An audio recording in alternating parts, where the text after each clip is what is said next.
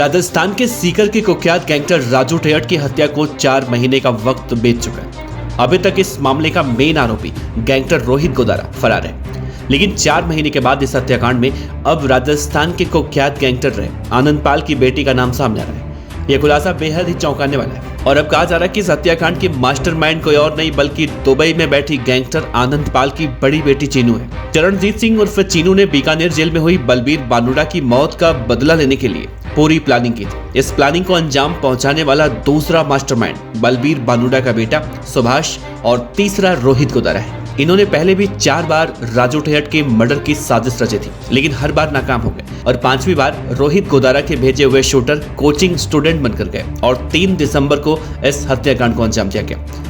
उस दिन हत्याकांड को अंजाम देने के लिए खास कोड वर्ड 2 अनार के जूस और तेना का इस्तेमाल किया गया था। हत्या के लिए जो जिगाना पिस्टल पाकिस्तान से मंगवाई गई थी, इसकी सप्लाई जयपुर से हुई थी। राजू टेहट की हत्या के बाद पुलिस ने जांच पड़ताल कर कोर्ट में चार्जशीट पेश कर दी है। मीडिया रिपोर्ट के मुताबिक राजू टेहट की हत्याकांड के चार्जशीट को जब खंगाला गया तो कई राज निकलकर सामने आए।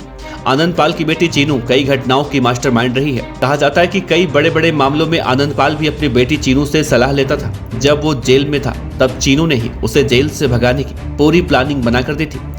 सारी सेटिंग भी दुबई में बैठकर चीनू ने ही की थी, लेकिन आनंदपाल पुलिस एनकाउंटर में मारा गया। 24 जून 2017 की रात आनंदपाल एनकाउंटर के बाद चीनू दुबई से अपने गांव सावरात पहुंची। यहीं उसे आखिरी बार देखा गया था। पुलिस ये मान रही थी कि चीनू फिलहाल दुबई में है। पिता के एनकाउंटर के बदले की आग में झुलस रही चीनू राजू टेहट के जेल से बाहर आने का इंतजार कर रही थी।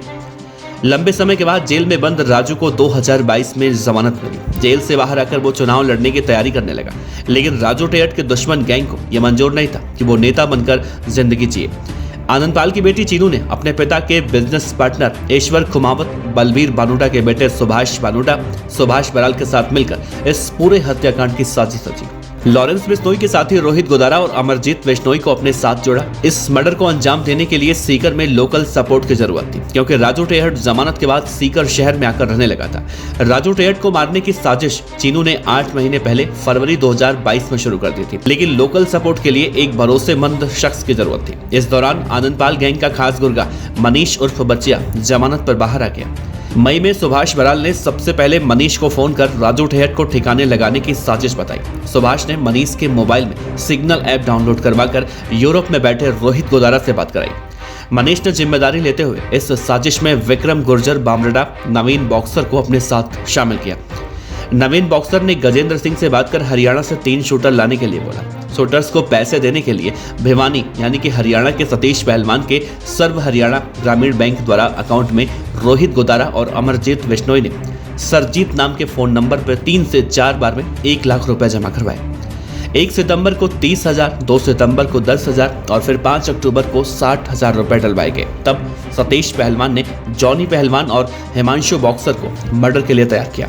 दोनों की रोहित गोदारा से बात भी करवाई गई और अब जब राजू टेहट हत्याकांड के चार्जशीट पुलिस ने दाखिल कर दी है, तो अब ये बड़ा राज निकलकर सामने आया है कि आनंदपाल की बेटी, जिसका नाम चीनू बताया जा रहा है, वो इस पूरे हत्याकांड की मास्टरमाइंड थी।